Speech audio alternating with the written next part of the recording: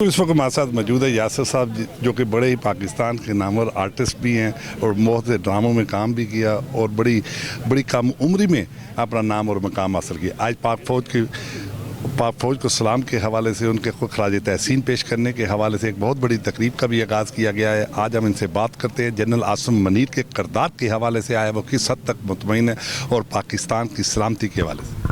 अस्सलाम वालेकुम जी। बहुत ही अच्छे इक़दाम लिए गए हैं। पीछे जो जंग का वाक़या हुआ उसमें जिस तरह से हमारी पाक फ़ौज और फ़िज़ाइया और नेवी ने अपनी परफॉर्मेंस दिखाई है उससे पूरा मुल्क बहुत खुश है और सब उनके साथ हैं और इसी तरह ये जारी रहना चाहिए क्योंकि पाकिस्तान अमन और सलामती उसमें कायम रहनी चाहिए और जिस ख़ित्ते में है पाकिस्तान वहाँ पे ऐसी छोटी मोटी चीज़ें चलती रहती हैं हमेशा, तो हमें पूरी तरह से तैयार रहना चाहिए और वो तैयारी नज़र आई। Thank you so much. Sir last question, जब मोदी ने हमला किया पाकिस्तान पे, अवाम को और पाक फ़ौज का आपस में कुर्बत और मोहब्बत के ऊपर आपने जो देखा, जज्बा देखा अवाम को, उसके ऊपर आप क्या कहेंगे?